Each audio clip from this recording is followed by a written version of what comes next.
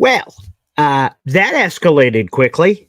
All of a sudden, we've reached the end of the Justin Fields era. The Jets are about to switch to Tyrod Taylor, and Fields could be traded. Oh boy, Boy Green Daily starts now. I'm gonna lose my gosh darn bananas. Boy Green Daily starts now. Zoinks! Boy Green Daily, Boy Green Daily, Boy Green Daily. Let's go! Dewey Mama. Put your seatbelts on. Get ready for the ride. We're the freaking New York Jets, so we're built for this shit.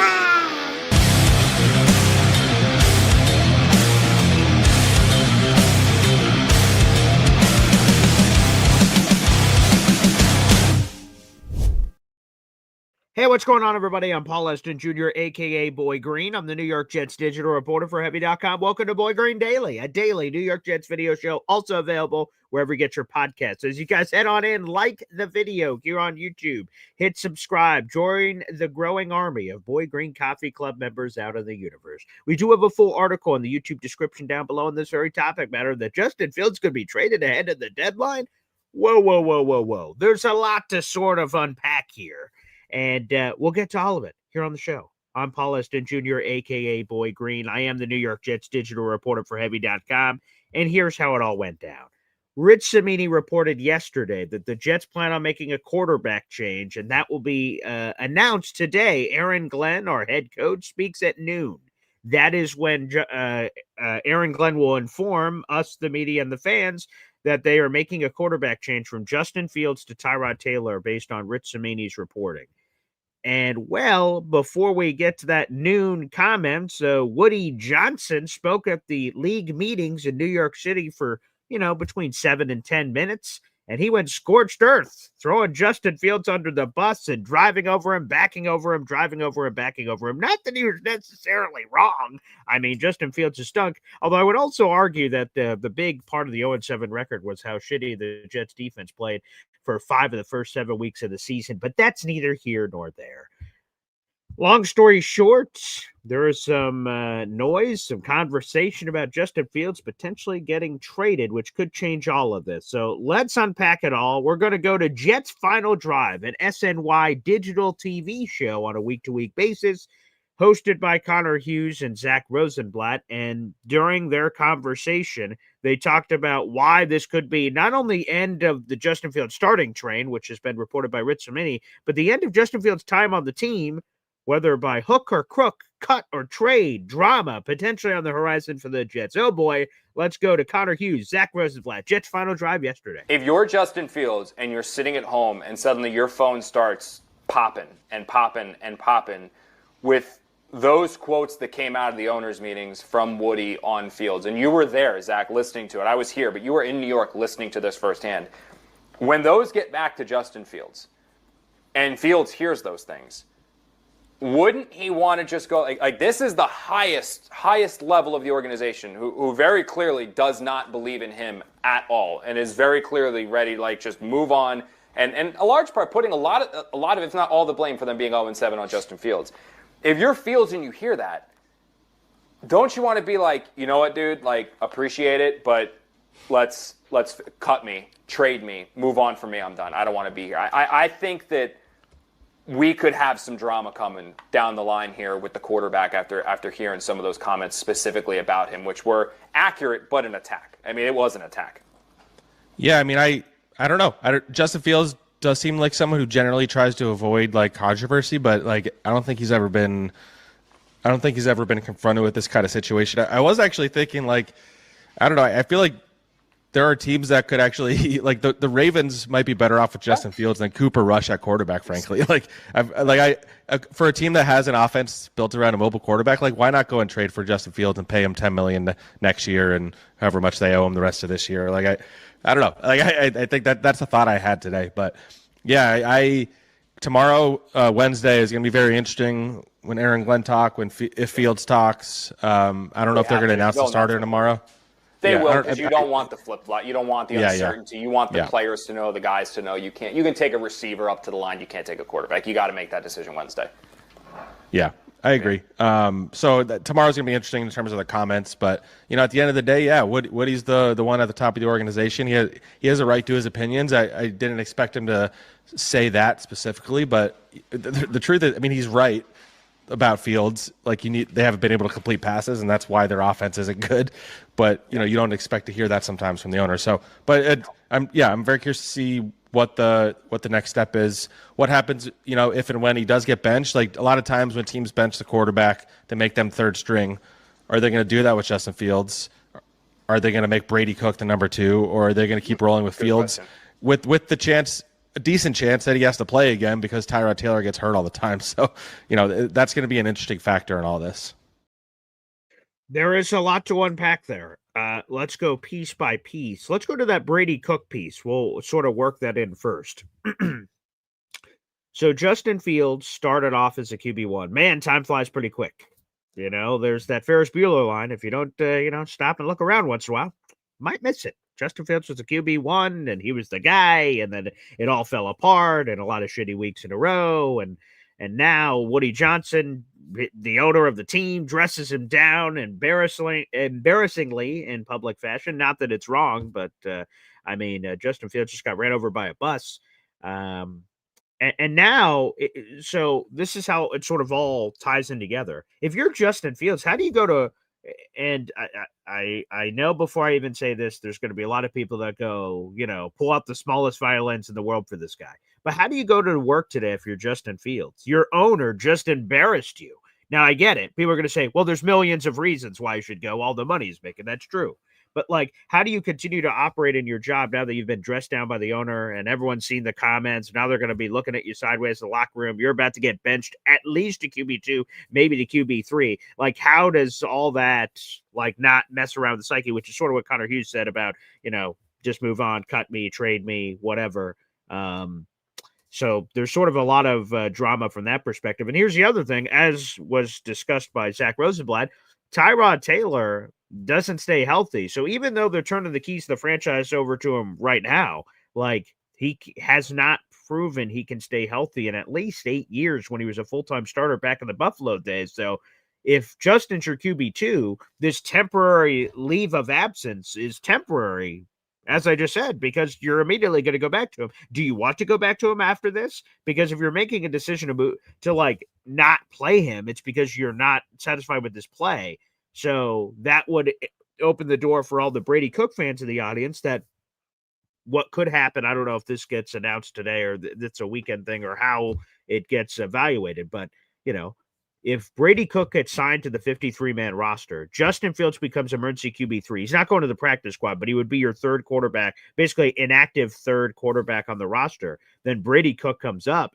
And then if that's going to happen, why wouldn't you just move on from Justin Fields? Is there any point of return? Can the toothpaste ever go back in the tube after you make that sort of decision? Which, again, can go from him being one of the 6 selected team captains before the season, QB1, hey, let's see if this guy's a franchise quarterback, to boom, he's gone before the deadline. So we'll see. Zach Rosenblatt speculated a team like Baltimore. Now, I'd be curious in their position, while I think if Lamar Jackson comes back from the bye, as he's supposed to this week, sure, the Ravens could go on a run, but they're 1-5. Would they be willing to make that kind of move?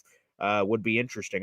It would make sense from what Zach Rosenblatt said, from his athletic profile, to be a backup to Justin Fields and that sort of offense versus what it is here. Man, Justin is this is a big boy league. He has no one to blame but himself for how he's performed. But this era was a quick one. There's no doubt about it. And hey, if the Jets could get anything for Justin Fields, very clearly he's not the guy. Their franchise quarterback evaluation is over as it pertains to Justin. Now it's evaluation for the rest of the season. Tyrod Taylor gives the Jets a better chance to evaluate the talent on offense than Justin Fields right now because, as Woody Johnson said, can't complete a pass. And that's where they're at. The NFL trade deadline is Tuesday, November 4th. We'll see what happens. And now the Tyrod Taylor era is beginning. Unbelievable. By the way, for those who missed the Woody Johnson comments, here it is. I have a few of them here. I just think defense and special teams are doing better. Defense is pretty good. If we could just complete a pass, it would look good. Oof. Oof. Oof. Not wrong, but oof. Quote, well, it looks like Aaron Glenn, is turning around parts of it. It's hard when you have a quarterback with the rating that he's got. Cough, cough, Justin Fields. I mean, he has ability, but something just is not jiving. But if you look at any head coach of a quarterback like that, you're going to see similar results if you're across the league. Also, I guess we could shut the book on this one, folks, because that's been a point of conversation this week, is Aaron Glenn ain't going nowhere. Woody Johnson gave an emphatic vote of confidence for AG, hugs him every day, and says he believes in him, which I love that. That's beautiful. The power of friendship, as Jake Asman said on social media. You love it. But point blank here, point blank, I mean, the fact of the matter is that AG ain't going nowhere. And I like the conviction from the owner. Hey, man, he's backing his guy. He's not going to one and done him. And I know that's going to make some people angry out in the audience, but, I think AG needs time to see this thing through. He's made a lot of mistakes. He's learning on the job. He's never been a head coach before. It's impossible to get thrown into this position. And as much as Dan Campbell tried to help AG with head coaching situations like bring your kid to work day, it was allow Aaron Glenn to be head coach for a day. Like he would give him, hey, run the meeting as if you're the head coach. Hey, plan this thing out behind the scenes, scheduling wise, as if you were the head coach. Like as much as Dan Campbell can attempt to do that, to attempt to dip the toes of Aaron Glenn into the water of what this job is, you just don't know till you know. So Aaron Glenn is learning on this job, and what we need to hope for as Jet fans that he is learning from these mistakes, because again, spoiler alert, he ain't going nowhere. So I think that's part of the conversation. Make sure you guys like the video, hit subscribe. We got a couple hundred people in the room. Make sure you guys join the Boy Green Coffee Club. That is the pinned comment on YouTube. If you're a fan of me, if you're a fan of the show, become a Boy Green Coffee Club member. It's only $3 a month. You get a raffle ticket when you join the Boy Green Coffee Club, and you get all kinds of perks. Again, we have a massive interview coming tomorrow afternoon. I'm recording it and immediately posting it. Boy Green Coffee Club members will get access to that before the general public. An absolute superstar of a guest that's only joined us one time prior on this show, and he's a legend. He's an icon. He's someone I look up to, and you see him on television every day. That's all the hints I can give. But again, if you're a Boy Green Coffee Club member, you'll get access to that interview before anyone else. We'll be talking New York Jets and a new book that came out for this individual, which I have actually sitting right here, but I can't show you or it would reveal it. But I'll show you guys tomorrow. So make sure you guys join the Boy Green Coffee Club, baby. All right, we got Boy Green Coffee Club member in here. Ant Jets 82. Good morning, everyone. Hope you're doing well. My guy Lou B's in here. Good to see you, Lou B. Good to see you, pal. All right. Alon is in here. All right. He says, who in their right mind would ever take Fields in a trade? I know the Jets suck. I've accepted it. On to Schaefer and the Hawks. Let's go Bengals. Yeah, NBA season last night. I watched all those games. Very, very, very double overtime. That was fun. That was a good game. So Thunder Rockets. Very nice. But maybe Baltimore, according to Zach Rosenblatt, could be an idea. It's not like a report or anything. That could be possible. Lou B says they need to elevate Cook today. Yeah, elevations don't come till Saturday, but I get your point. They would just sign him to the straight up roster if they wanted to do that right now. So they could sign him straight up to the 53-man roster. That could be coming at noon. We'll see if that roster transaction is coming. Alon says Cook needs to start post buy against the Browns. We'll see. We'll see. I mean, it would make sense with the bye, but if they're going to Tyrod Taylor right now, I don't think they go to him for a game and then go to Brady. But maybe that's what AG will explain today at noon. Who knows? Browns are a tough defense, Zach Wynn. That is true. Donald says dump his ass. He's ready to move on. Yeah, right. There you go. Let me see.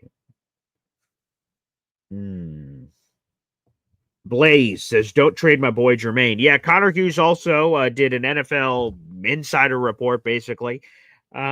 He's reached out to other sources, not with the Jets, like other teams hearing from the Jets. And here's the disconcerting part. I'll be trying to cover all this with a few articles on Heavy on Jets, but Connor Hughes revealed that the Jets have taken calls on Jermaine Johnson. The Jets have also made calls outward on Jermaine Johnson, and that gives me the heebie-jeebies, guys, that he could be moved. I hope he's not. I love Jermaine. I don't want him to go anywhere. But the fact that the Jets are actively making calls out and receiving calls on Jermaine, and basically he can be had for the right price, that is devastatingly, terribly sad news. That's my guy. He's part of. We were talking about that core yesterday on Boy Green Meets Woody. Man, he's one of those leaders I want on the team. I want 53 Jermaine Johnsons if I can have him, but I'm not getting good vibes, Blaze T. I'm going to be honest from some of the reporting we've been hearing on this Jermaine Johnson situation, specifically from Connor Hughes about the Jets are making calls in and out on Jermaine. That's and so okay. I'm sure I don't want to overgeneralize, but there are a lot of people out there like me and you, Blaze T, that don't want to trade Jermaine Johnson. But I'm sure maybe there's a few people like, well, if you could get a good deal, why not? Well, the current price range is a third or second round pick. I'm not, screw that. I am not trading Jermaine Johnson. First off, I don't want to trade him at all. And number two, if I was going to trade him, I'm going to trade him for a third or second. Hell no. Get the hell out of here with that third or second nonsense. Unbelievable.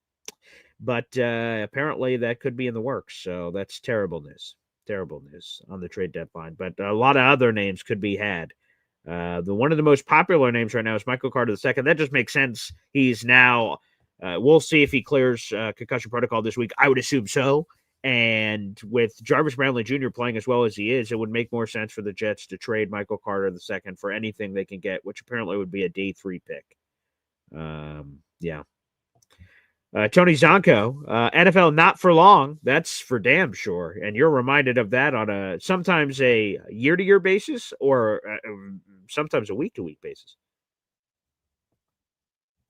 Lon says, Boy Green has a better chance of walking down the aisle than Fields has of getting dealt. Well, we'll see what happens. You never know.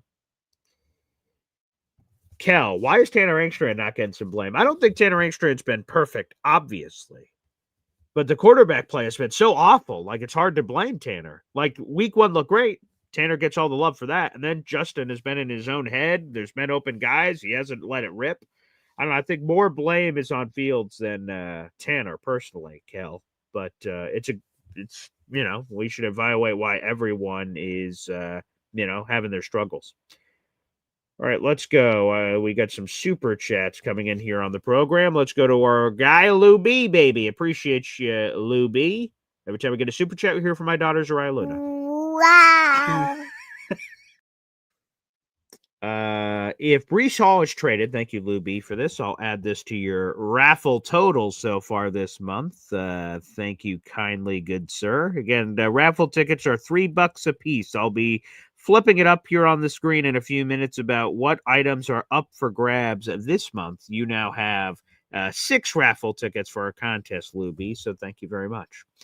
If Breece Hall gets traded, we should pick up Donovan Edwards, special teams and running back. Does Alon like Cook over Tyrod? He does. I don't know. Now, it may be a twofold situation. Alon could call in and defend himself or explain himself in 15 minutes or so if he wants to. But Brady Cook is worse than Tyrod, so I imagine that helps Alon's vision of the Jets going 0-17. So I imagine that would only help. And then number 2, like Tyrod Taylor's 36 and Brady Cook is, I don't have it in front of me, 23 maybe? Let me pull it up so I don't talk out of my tuchus. He's 24. Yeah, older. I thought he played significantly in college, obviously, which would have increased his age. So he's 24. Tyrod, you know what he is at 36, and he gives you a better chance to win right now, for sure. But like sort of evaluate what do you have in there. So I believe Alon does like Brady Cook over Tyrod. And I think it's for a multi-pronged reason. 1, it helps the Jets tank. And 2, you do get to evaluate him. So, and maybe he surprises. I don't know. And man, there's just a lot of, the Jets are 0-7, obviously. There are teams that could use a Breece Hall. Connor Hughes mentioned the LA Chargers are the team to watch for Breece Hall, so he could get moved from that perspective on Jets' final drive. Again, I'll be catching up on all these articles here in short order. Donovan Edwards, last time I checked, he was on the Washington Commanders practice squad, so let me do a quick discount double check on Donovan Edwards and see if that's still where he's at. Yes, he's still on the Commanders practice squad. So good for Donovan that he's had a job this entire time. I like Donovan, so if that's where they want to go, that could be a place to go. That you trade him and then just replace him. And all you need is finances. And it's not crazy money to sign someone off someone else's practice squad, but they'd have to make it to your 53. So, Luby, I don't mind the option. I like Donovan a lot. The Don, as Michigan fans call him. That'd be great. So, hey, Donovan Edwards, sure. Yeah. Again, with the Jets being where they're at on the season, Brees Hall isn't getting maximized. It's not as if I'm trying to think of I guess America's Team, right? The Netflix stock, right? So the Cowboys were sucking, and Herschel Walker was awesome. He scored touchdowns, putting up crazy yards, and Brees Hall, I don't think he has a touchdown this year. So he hasn't been going crazy. Now that could be partly on him, but partly on the coaching staff. You want Tanner Engstrand blame? Kel mentioned that earlier. The Jets not using Brees Hall accurately. Or correctly, rather. I saw in training camp, me and Lou B, actually, speaking of Lou B, we could say this together. Me and Lou B were at the Jets Giant Joy practice, and we saw Brees Hall split out wide at wide receiver. Justin Fields was at quarterback, 5 wide receivers out. Brees Hall was one of those 5 wide receivers, quote unquote.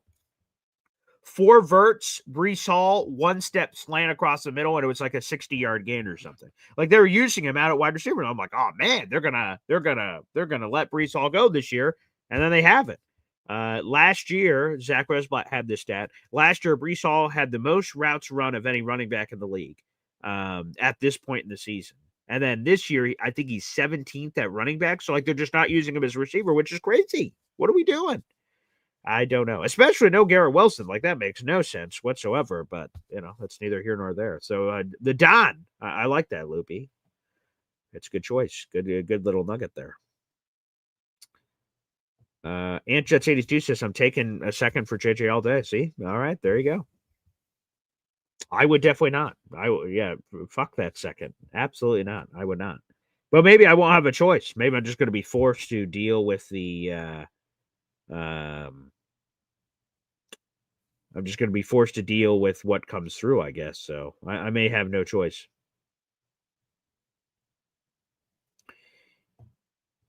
Let's give a big congratulations to Brian Farrell. 6 months today, October 22nd. No alcohol for 6 months, baby. Let's go. Bigger than Jets football.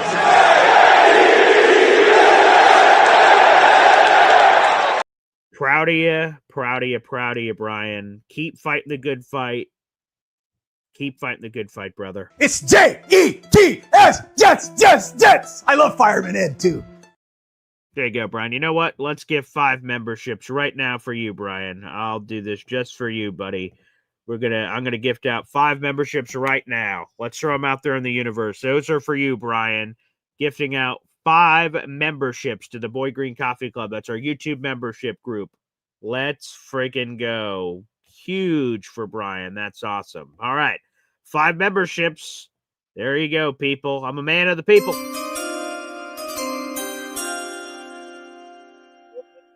Kevin James. I just got 3 things to say. God bless our troops. God bless America. And gentlemen, start your engine! Here are the 5 new members to the Boy Green Coffee Club. Again, that's our YouTube membership group. These 5 people are getting a free sample of the Boy Green Coffee Club. And then in a month, so on November 22nd, right around Thanksgiving, you'll get an email that says, hey, do you want to keep being a member of the Boy Green Coffee Club? It's only $3. And you could say yes and join the army and continue. So here are the 5 new members to the club. Marcus Clark, No Channel, Sack Dance 99, Reese Quinlan, and Alon getting a Boy Green Coffee Club membership. So make sure you guys pay it forward, spread the love, baby. And again, that one's for you, Brian. Cheers, cheers, cheers, brother. Cheers. And continue fighting the good fight. Alon says, thanks for the Memby, BG. You're welcome, Alon. And look at that, Alon paying it forward, baby. That's what we like to see. A 5-pack of Boy Green Coffee Club memberships again. Let's go. Here we go, baby. Hell yeah. Number 44. Woo! 44, that's me! Get some cold cuts. Get some cold cuts. Get some cold cuts. Woo! Give me some! Hell yeah. Let's go. Alon is now in a 3-way tie with Ryan McCarthy and Paul Taxter with memberships this month with 15 raffle tickets. I appreciate you, Alon, jumping into the conversation. Let's read the 5 new members to the Boy Green Coffee Club. Let's go. Let's make it rain, people. Adam Cavender, Aurora, welcome back. Bob P, John LG, welcome back. And 1, 2, 3, 4. All right, where'd the other one go? I'm not sure. I think it went to Mr. Famous Fulton, maybe? I don't know. The membership disappeared, so I'm not sure. So a fifth person got a membership somewhere in there, but I can't see who the name was. But congratulations, whoever you are. And Alon, you got 5 raffle tickets to your contest, and all those wonderful people just got a taste of the BG Coffee Club, baby. Let's go. Appreciate you. All right, in just a few moments, we'll be opening up the phone lines. But here it is. For those who don't know, one more plug on the Boy Green Coffee Club. You get a loyalty badge next to your name. You get access to all of our emojis. Again, you're going to get early access to that massive interview we're going to have tomorrow with one of the most influential Jets people in the land. You'll be getting access to that interview early and access to our Discord channel. Our moderator, Jared B., one of the best in the business. He does not get enough love. He is an absolute key pillar of this show here on YouTube. He drops the Discord link. Again, if you are a Boy Green Coffee Club member, you can only be in here if you're a Boy Green Coffee Club member through the YouTube channel, either by getting a Boy Green Coffee Club membership from someone else or purchasing it yourself. Again, that's currently the pinned comment right now on youtube.com/boygreen25 is how you can join the Boy Green Coffee Club. It's currently the pinned comment, but it's always available in the YouTube description down below. And you guys get access to our Discord channel where basically we talk Jets 24/7. You guys get heads up on events that we're doing. We have fantasy football leagues exclusively through the Discord and all that jazz. So take full advantage, baby. And again, if you are gifted a membership, you only have access to the Discord as long as you're gifted a membership. You'll just have to make sure at the end of your free trial that you purchase a Boy Green Coffee Club membership for $3 a month to remain a member of the Discord. So take full advantage of that. Wrong Verb says you're interviewing Adam Sandler. Ooh, that would be fun. He's definitely on the list. I love Adam Sandler. I grew up on Adam Sandler. I've watched every Adam Sandler movie on the planet. So yeah, that would be terrific. Not Adam Sandler. No, unfortunately not. William, is it possible that Jermaine Johnson requested to be traded? I would imagine not, since when the trade rumors came out, he went, huh? So he seemed caught off guard by the trade rumors. So I would say no. Anything's possible, but with how he's responded on social media, I would assume not. By the way, another 5-pack of Boy Green Coffee Club memberships. It's our number 1 Austrian Jets fan, baby. Oh, yeah. I mean, we did just do Kevin James, but why not again? Kevin James. I just got 3 things to say. God bless our troops. God bless America. And gentlemen, start your engine! There you go. 37 raffle tickets for our number 1 Austrian Jet fan this month. That's what I'm talking about. Here are the 5 new members to the Boy Green Coffee Club. Wrong Verb, Sir Luca, Mr. Bozak 122, JC Jets, and Indy Jets getting involved. You love to see it. Again, folks, make sure you hit that re-sign button after getting a taste of the Boy Green Coffee Club and hang around a while. Love it. Let's frickin' go. Shout out to Malachi Moore, by the way. Malachi Moore has been a big fun switch there in the secondary. Random shout out there. All right, let's do this. We got 300 people in the room. Like the video, hit subscribe. Keep those memberships flowing. That's what keeps the world spinning here on YouTube. Appreciate it. But the free way to contribute is by liking the video and hitting subscribe. People, we got 300 people in the room, including 100 of you guys on YouTube. And folks, when I take a gander at the old YouTube, we only have 30 likes. So there are 70 of you in the room that have not liked the video. Now, that's just incredibly rude. You come into my house and don't take your shoes off? Like the gosh darn video, man. If you're doing a drive-by and enjoying the content, at least throw a nickel in my hat while I'm dancing for you over here, for Pete's sake. Make sure you guys like the video. That's how this Jet Show gets in front of other fellow Jet fans in the universe. We'd appreciate it. Also, subscribe as we try to reach 10,000 subscribers. We're hovering around 8,100 right now. That'd be a lot of fun. Let's play a quick HEP timeout from our tailgate this year, and we'll take your phone calls next. That's about to be the pinned comment on youtube.com/BoyGreen25. More coming up after this.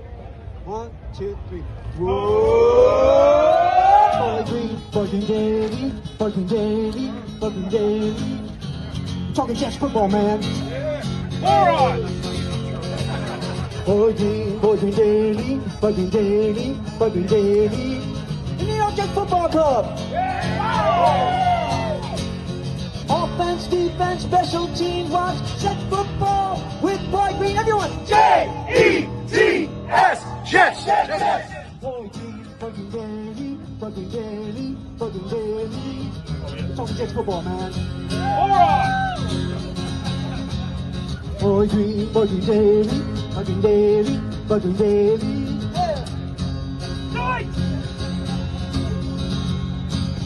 Offense, defense, special teams, watch Jets football with Boy Green. J-E-T-S.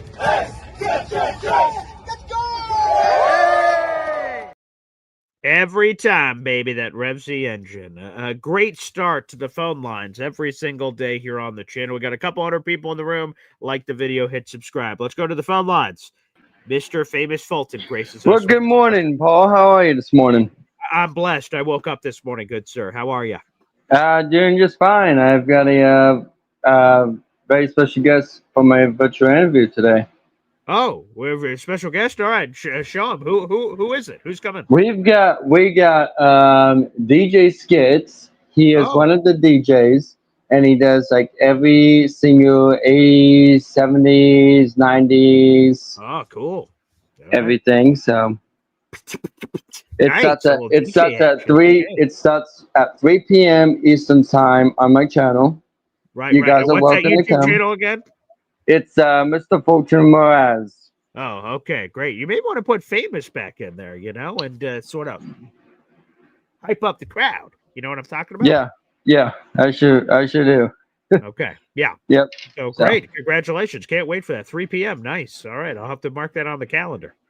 Yep. So it's today. So Okay. Will do. I'll keep an eye out for that. Anything else, Mr. Famous?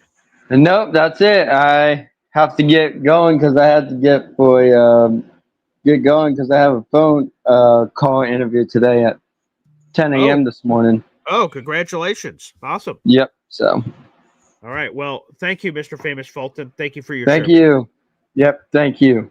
God bless. Little wicka wicka. I don't know. Hey, fun fact, if there's ever a Boy Green trivia night at your local pub, not sure why there ever would be, but if there was, I told this story recently at the college I speak at. When I went to the radio station at SUNY Oswego, WNYO, I wanted to do a sports show. Sports show wasn't available. They said, and then I'm like, oh well. And I'm walking out the door, they're like, but actually, I'm like, yes. They said, actually, we do have a music station available. I'm like, oh, do you? All right, that's not what I came in for, but sure. What is it? They said, we got a hip hop station. We're looking for a new host. I'm like, all right, I like hip hop. And so we had a show. It was called Keeping It Fresh, PHRESH. And I was your DJ host, DJ Funk Me. Yeah, that is true. That was me. So my radio career started as DJ Funk Me for a hip hop show called Keeping It Fresh. And apparently I impressed enough in my hip hop role that eventually I got a sports show. So thank you to WNYO. Go Lakers. Appreciate that for Oswego. Oswego. There you go. Yeah, that's where my radio career started. DJ Funk Me. That is, in fact, a true story. Anywho, there's some random Boy Green fun facts you didn't ask for. Here's some more. Let's go to the phone lines. Oh, look at this guy. It's Chef Kevin Gilbert, for God's sake. What's up, Chef? DJ Funk Me, huh? There you go. That's All it. right. That was the Yo, career good. start. Yeah. Yeah, man. Thanks for, having me here, man. Of course. Shout out to you, the Coffee Club members, man. Shout out number one Austrian Jet fan, man. Good seeing you back, man. Dude, man. Another winless week, man. Like, Ugh. I guess we're built for this, right? Like, we still keep Well, coming back. We yeah. still support. We still turn on the show. It's important to keep supporting you and all the other Jet content creators because without y'all, man, I don't really know what we're gonna be stuck watching First Take and all these other spots, man, where you ain't really hearing the reels. You're not really getting a lot of people with different backgrounds, different reporters that are covering the teams, like real in depth that that could really talk about and allowing callers to get on the platform and just kind of talk about their experiences and what they see and all that. So You know, it's very important to keep supporting you guys, even though we're having this bad season. You know, it's probably going to get worse. Oh But God. the most important thing is, man, you know, we just gotta just keep supporting, man. You know, it's tough to like financially do it at this point Sure. because, you know, for myself, I saw the future last year. After that Denver debacle, I was Oh, like, that's it. And then once they got rid of Salah and then JD, I'm like, now it's gonna be a whole new regime, which I don't care. But I knew Rodgers was gonna go. You know, I know that's almost like a I don't know, kind of like a trigger for you when you hear the Rodgers name and all that. So, but you know, I knew, man, that it was going to be a straight rebuild, eh, and you know, it was going to be different. So, I didn't want to be a part of that pain. mhm. You know, going to doing the tailgate with you, man, was awesome. I wouldn't take that back at all, man. You know, obviously we spoke about, you know, continually doing that, which, you know, Yeah, which is baby. great, man. You know, hopefully we'll just have a better turnout with the game. But, you know, going into the fourth quarter at 30-3, man, like, you know, Oh, it was a rough game, man. And then to know that that was the last time we scored a touchdown, like, that's unbelievable. dude, That's, it's rough, man. It's rough. And it's like, how are we seeing, all right, like AG, yeah. how are we seeing the getting better, the you know, all this stuff? Because for me, it's like, all right, if I see you getting better, Mhm. you admitted after London that you messed up. He said Yeah. it on Monday, right? After he Yep. revealed the film and all that, dove in. Yeah. You know, he probably called a couple of ex-coaches that he spoke to and all that to Sure. be like, Yeah. yo, how do I get out of this one? And he basically owned up, you know, and said, hey man, you know, I messed up. I, you know, should have took the clock down and then threw a Hail Mary. All right, cool. Mhm. Why did this fool do the same nonsense last week? How is that Uh, getting BG, man? How is that getting better? How is that learning? You're learning on the job, man. yeah. Like he's not even he's a defensive minded coach. Mhm. He's a defensive player that played in the NFL. Like you should have your staff equipped for this stuff. And if you're saying, hey, you know, I messed up, then show us you messed up. Show the improvement, man. Like in Mhm. the game, clock managing, like taking a shot, just not saying, you know, let's pack it up, let's take it in, not get no points on the board. Like what is this, man? Like that's Yeah. the thing Yeah. that's like frustrating with me. It's like, Mhm. yeah, give him a chance, give him a chance. All right, cool. Like, but at what point are we being like real with ourselves, being like, yo, are there improvements here? Like Mhm. what is this? And it takes, you know, a short period of time to be like, you know what, Fields ain't the guy after he was defending Fields saying, hey, I don't want to mess his psyche up and all that kind of stuff. Like it's clear that Woody had a conversation with him, which is why he pulled him, you know, 2 quarters in after saying like, nah, man, we ain't doing this. Like, and then Woody coming out saying what he did. I mean, for an owner, and it's because of Woody. It's like, yo, don't be saying this stuff, but he's really saying stuff that we kind of agree with, man. Like, you know, Sure. with the field stuff, like, you know, and then say what you want about AG, how he's like, you know, hugging him and showing affection, all that kind of stuff. Yo, the man paid he got a contract for 5 years, man. So Yeah.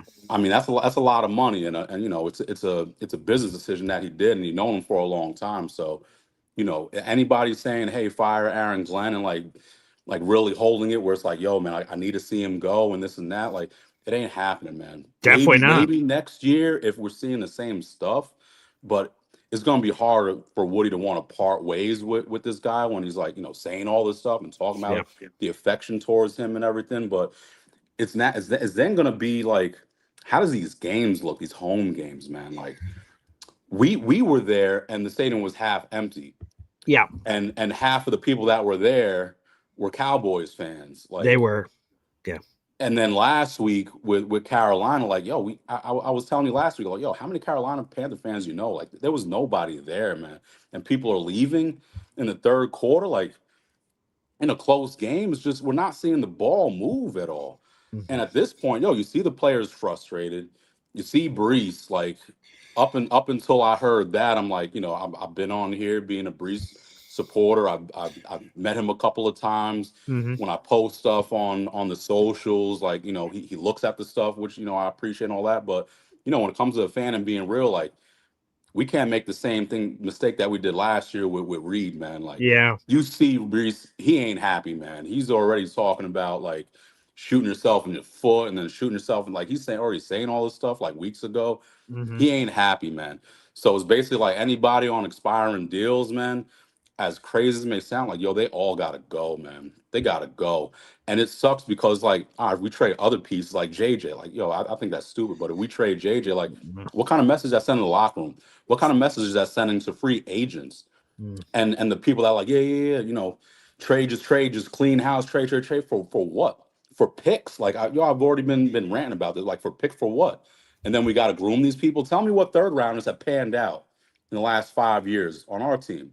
You tell me, BG. Like, third rounders ain't panning out. All right, we'll give the jury up for Thomas as of now, right? But Sure, we right. made it. It's all right, right. We made a trade to get somebody that's in the same position as him. So it's kind of like, all right, well, besides this year, who else really panned out for us in the third round? Oof. And that's the. I'm sorry, man. No, I was just looking at the recent history. Well, I've got good news. I've got good news for you, Chef. You need some right now, obviously. Please, man, please. We can't fuck up the third round this year. We don't have a third round pick. We already traded for Hassan Reddick. So, well, that streak's about to be over, baby. So, boom, shakalaka. Yo, I thought you said good news. Well, but in the sense of us not messing it up, I get you, man. Yeah, right. Because these are the last couple: Jeremy Ruckert, yikes. Malachi Corley, oh boy, and then Azaria Thomas. And then there's been a few years where we just haven't had a third round pick. So like there was no one to select in 2021 or 2023. So yeah, those are the last couple. Not good, Bob. Not good at all. It's just like when you look into the future, man. It's like, yo, this ain't gonna be good for a while, man. Just looking at it, right? And the people pounding the table to see Brady Cook, like the dude has no experience. No. He was undrafted.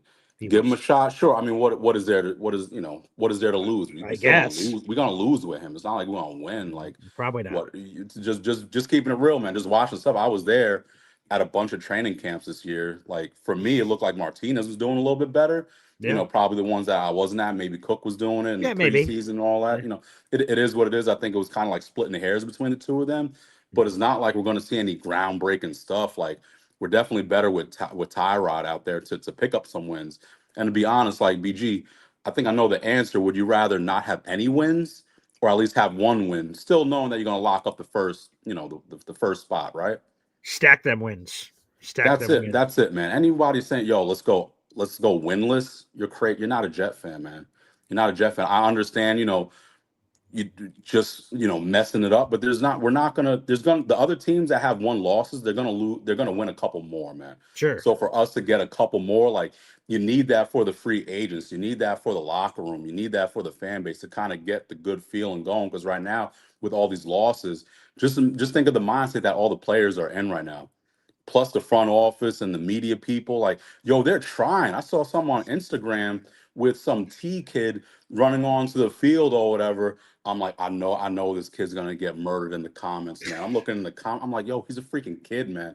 Like they're trying. They're like, yo, man, they can't get on a T kid or whatever because they can't play no highlights. Right. What highlights, BG? What? We're not scoring touchdowns. No. I think we had 5 field goals and a safety. Dude, we had like 6 or 7 touchdowns since week 2, something like that. Yep. And 6 of the 7 have come in the fourth quarter. Dude, that's garbage time kind of stuff. Like, what? It's a true head scratcher, man. And it's like, okay, cool, we get the number 1 pick. You guys see like what? We trust Tanner to groom the quarterback. Who AG, a defensive coach, a cornerback, we expect him to be like, hey, yeah, work on your drop step, look on your he ain't gonna do that. And if he is, it's not gonna be at the caliber level that we need to like really moving forward. Like we got to get some veteran offensive minds in this building, man, to kind of like help us out. Defense, yeah, all right, cool, I'll give you that. But what we want to get Andy Dalton? We couldn't get nothing off of him. Are we for real? Oh, the defense looking better. Yeah, because we going against the Red Rocket. I thought he was out the league. Dude, my God, man. Like, yeah. And now we got Flacco, dude. You know that there's blood in the water with Flacco. You know he's gonna want to air it out. Jamar Chase looks crazy out there.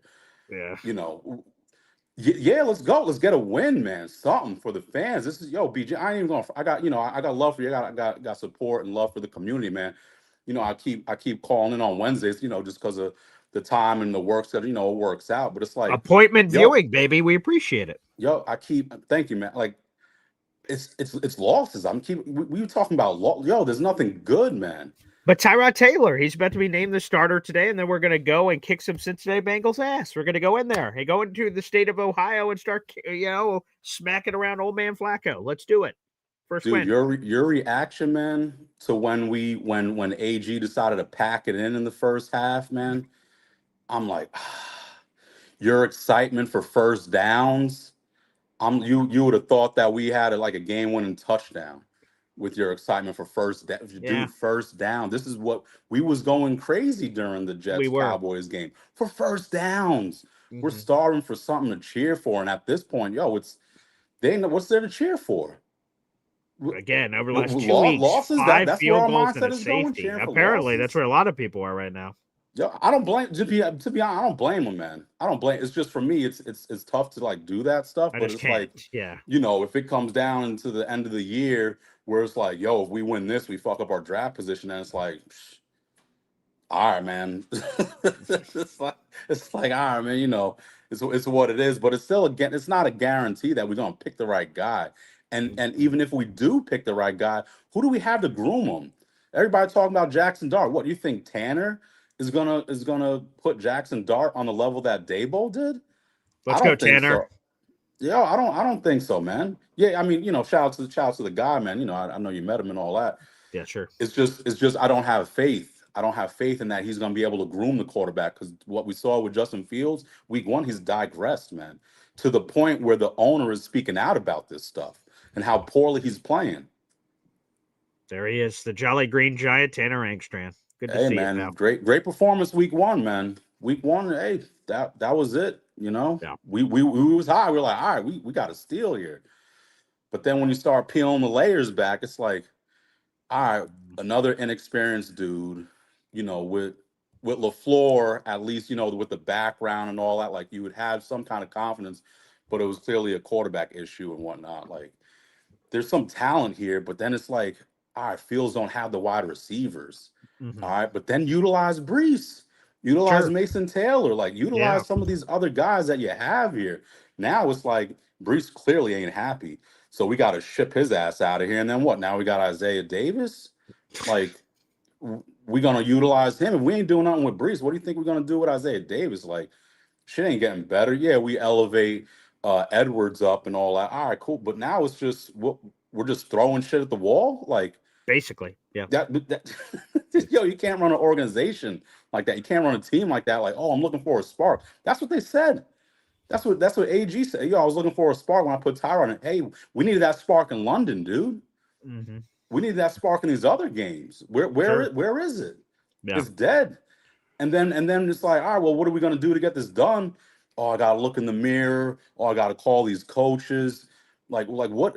Yo, I'm not feeling confident at all with this stuff. All right, man. But sooner than later, man. Hopefully, the stuff gets cleaned up. All we gotta do is just be loyal fans, man. Just keep supporting, you, Jake, and everybody, all these great Jet content creators, man, because y'all 0-7 season right now, man. Like, y'all got to be doing something because your subs are still going up, your views are still Yeah, going up. sure. So, what you do, is hitting and resonating through us.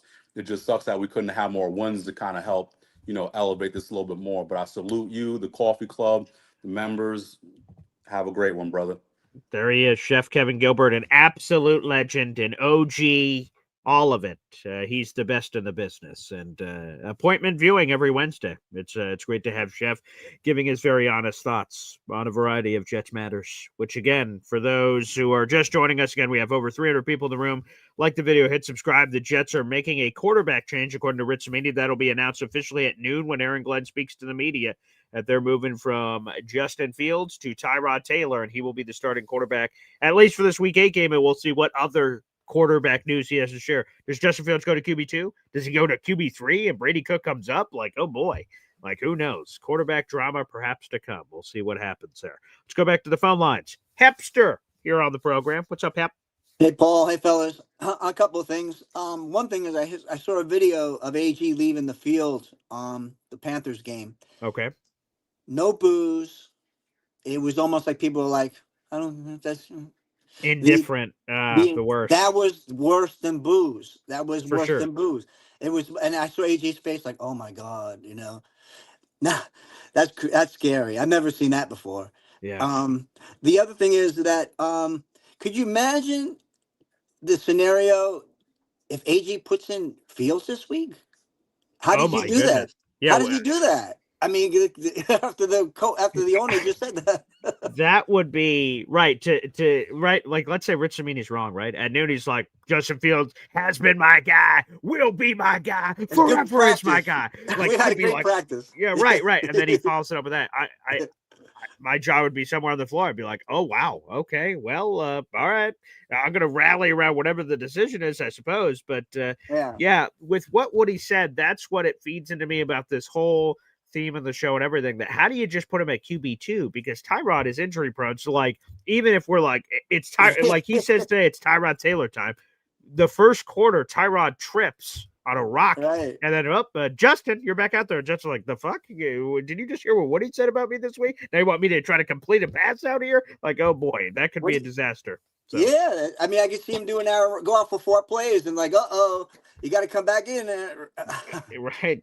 Yeah, that's why I think it just, at this point, you just have to rip off the Band-Aid in terms of like, you have to cryogenically freeze Justin Fields now and go to Brady Cook. And again, if there's a trade to be had or what have you, I guess we can explore that. But that's why it feels like maybe that Brady Cook thing is happening sooner rather than later in terms of him being part of the legitimate quarter. Right now, he's on the practice squad, but to actually be in the quarterback room as a potential QB2, that could be happening today. Well, I mean, I'd like to see if they can even develop him as a backup. And if they can't develop him, as a backup, what are we talking about? Well, I think that's something that is so, and you've said it a few times, Hep, and I hope it picks up even more steam. One of the most valuable things in this league is, of course, a starting franchise quarterback. We all want that. Yeah. But next is a backup quarterback. Like, those are expensive. The Jet fans, unfortunately, know that more than most because 2023, the Aaron Rodgers situation, and just every year, so over the last decade, only 2 seasons have we had a quarterback start and finish the full year. That was Fitzpatrick in 2015 and Aaron Rodgers last year in 2024.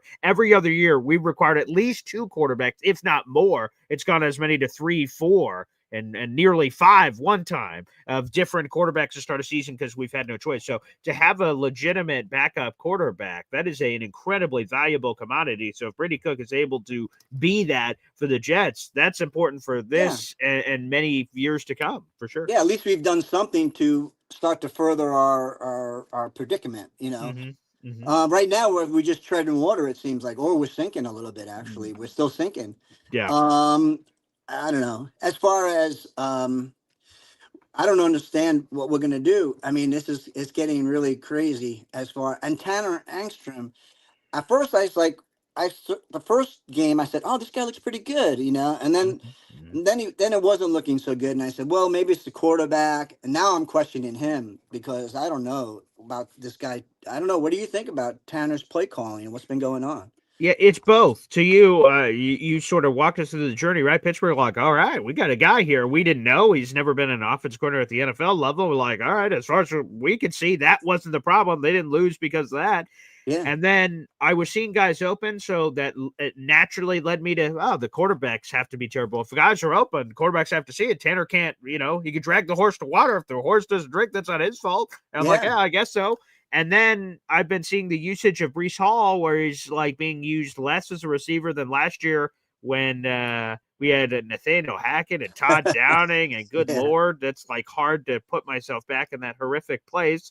And like, that's crazy that Breece Hall isn't being used. So that's on the coordinator again. So, but now he doesn't have Garrett Wilson. So I'm like, man, that seems hard to judge on this shitty receiving core.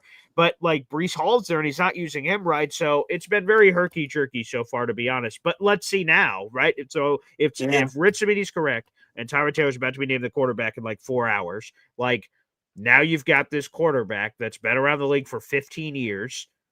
What can you come up with a game plan? There's no like, there's no guessing with Tyrod as there is with Justin. You're hoping for this, hoping for this. Tyrod is supposed to be a steady Eddie. He's supposed to be able to provide you this. What is this? And how does the game plan change? Because we've only seen that in week 3, and that was on not a lot of prep time. Now they've known since whenever that Tyrod's going to be the starting quarterback. We're going to find out today, but they've known far longer than today that they're going to find out that he's the guy. What's the game plan look like? I think that's going to be a big test for me on this Tanner Engstrand project is how Tyrod and does the offense suddenly come alive against Cincinnati? You're like, okay, it was the quarterback for most of the time.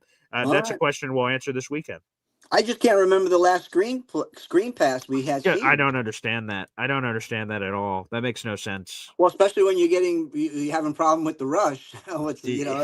It seems obvious, right? I know we're just a couple of guys here, but like I don't know, but like I don't understand why you. And then like his explanation didn't seem to make sense. Same thing with a lot of these AG things. So like Rich Cimini, the corner speak. What's today? Oh, Wednesday. So we won't hear from Tanner till tomorrow. But Rich Cimini asked him like it was last week, the week before. So yeah, you've run like he pulled out the numbers. You've run like 5 screenplays in like last 7 weeks or something. And Tanner's like, oh yeah, wow, oh that number's crazy. And then he went to explain it. At the end, he just went, the game hasn't presented the opportunity to run a screen, and that sounds stupid. Like you could, if I'm up 1,000, I can run a screen, or I'm down 1,000, I can run a screen. What do you mean? First, second, third down. What wouldn't that? How does that make any sense? So I heard the answer like, oh wait, what? And then strange. So that's bizarre. Yeah, there's no explanation for that. That is odd. All right, let's keep on keeping on. Love you guys. That's it, Hep. That's all we can do. That's all we can do. But legitimate questions about Tanner Engstrand certainly exist with some of that odd play calling decisions. Bizarre. Let's go back to the phone lines. Badshaw joins us next. What's up, Badshaw? What's going on, Paul? Oh boy! You all right this morning? I see you. You look like you're about to go hunting. Yeah, I know. Someone said that for Chef Kev too. So I am hunting. I'm hunting for a win. I haven't seen one of those. I've been out in the wilderness. I thought I've seen one a couple of times, sort of lined up the shot. Had deer piss all over me to sort of blend me in with the environment. But so far, I've been unable in hunting season to come back with one. But I may be, empty-handed, but not discouraged. There is more hunting left to be done here, Batcha. Well, I know you're a big Mountain Dew drinker, and that's a big thing here in the South. If you go hunting, you got to get it's like some mini powdered donuts and nice. Mountain Dew or something like that. Okay, so you're definitely fitting the part this morning. But appreciate you. Yeah. So I usually watch every week. I watch Chris Sims Unbuttoned, and they do. I love that show. Yeah. They do the picks, and then they do the recap of the wins and losses from the prior Sunday. Yeah. And so I was listening to him the other day, and of course he hasn't really had a lot of good stuff to say about the Jets, which who can blame you? And he's got his co-host for the when they talk about the wins and losses from the last week. It's the Jets guy. I can't think of his name. It's Connor something. Connor Rogers. Yes. Connor Rogers. Okay. And so anyway, they were talking about the Panthers game the other day, and he was saying, not much to take from that game, but he said, I do think had Tyrod knew he was going to start the game, and had had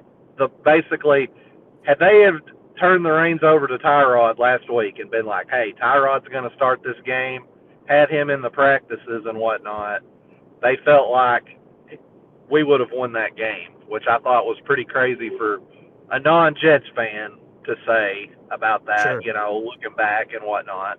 But anyway, we'll see. I mean, so is it set in stone? He is starting this week. Yes, so Rich Cimini says that Aaron Glenn, I checked on YouTube, so he is set to speak at noon today, so that's, 3.5 hours away? At that point, he's just supposed to announce to the media and to the fans that Tyrod Taylor is going to be the starting quarterback. So that is what Rich Cimini got the heads up, I guess, yesterday. Now, here's the things we don't know. Again, does Justin Fields just go to it's just one switch, whoop, whoop. He's back. Justin Fields is backup quarterback. Tyrod is starter. Tyrod gets hurt. We're going to Justin. Or is it, hey, Justin Fields is going to QB3. We're signing Brady Cook, and this is what we're doing moving forward. So either way, Tyrod's going to be the starter, but who's the backup? What does that look like? The messaging from AG on that decision. So yeah, that's all supposed to be official in about 3.5 hours from this live show right now. I got you. Well, I think definitely give Tyrod this game.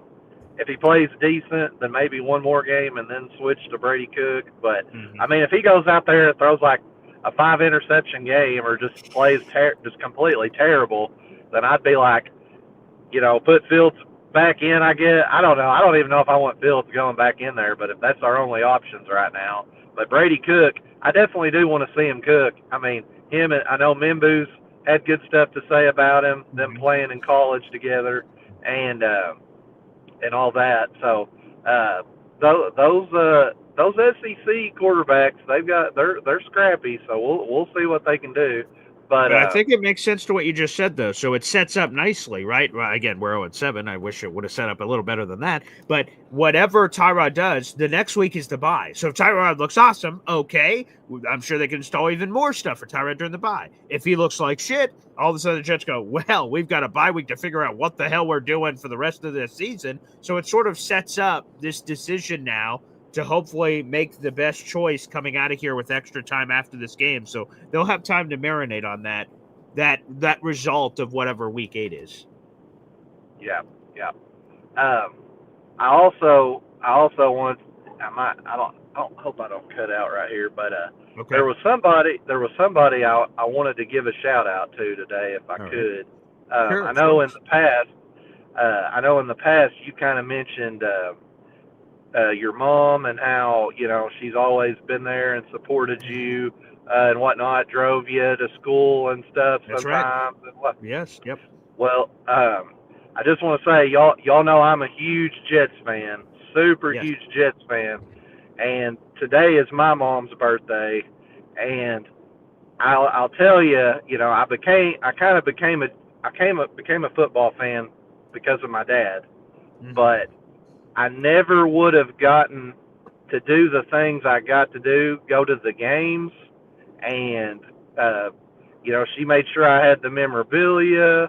She took me to the Pro Football Hall of Fame. She's always made sure I got to go to football games because I'm a big NFL fan at the core. The Jets are my team, but I love NFL stuff. I love the Hall of Fame. She's always made sure I was able to go to games, and she was even able to get me. She's a Titans fan. She was able to get me my favorite Titans player football, which I've showed you, which was Keith Bullock, and the whole Titans team signed that for me. And so I just wanted to say, Mom, I love you, and I couldn't be the fan, and I couldn't have been the man I am today without you. So, and that's just what I wanted to give her a shout out, Paul, and I'll let you get to other callers, buddy.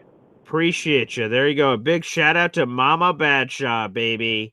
Thank you for delivering us, literally and figuratively, Badshaw.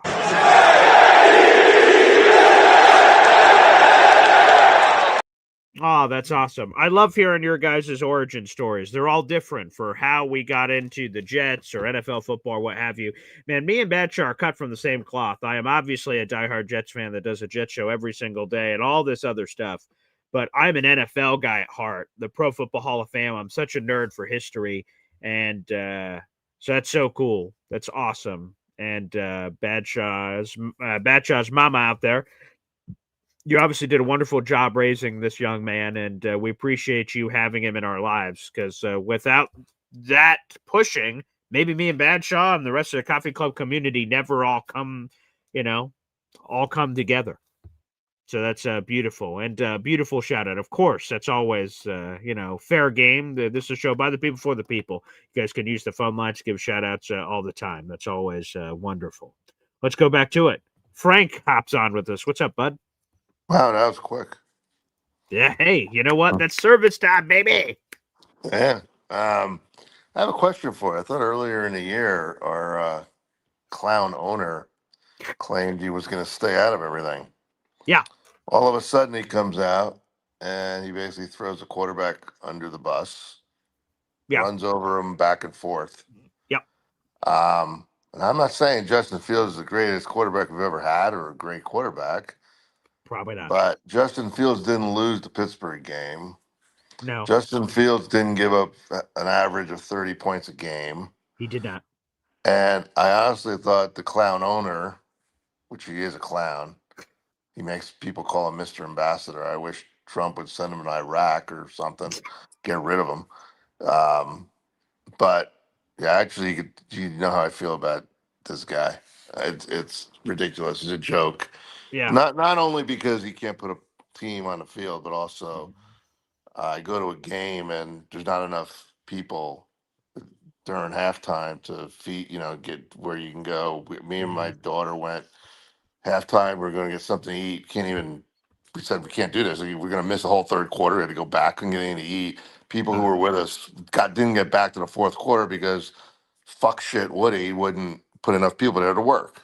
Oh, And this is a terrible. game there was the LA game where we froze to death. It was like 0 Oh, yeah. degrees. Yeah. And it's crap like that. Then I see people saying they're charging people to walk in even though they don't have cars and shit like that. I mean, I'm done with this guy. I'm done with the ownership. I'll always be a Jet fan. Sure. But dude, I thought you were gonna not stay in. I thought you weren't gonna say anything. I thought you were gonna stay out of it and let the coaches deal with it. Because to be honest with you, Yeah. now basically he's forcing. If you think about it, he's forcing AJ's hand at this point. Would you agree Yeah. with that? I mean, Woody said, so take this for whatever you will. During the 7, 8, 9 minutes that Woody Johnson spoke with the media, they asked for Woody's insights on the quarterback decision. Like, at that point, it's up in the air. Is it going to be Tyrod or Justin? And Woody said, that decision's completely up to AG. That's what we hire them for. They make those decisions.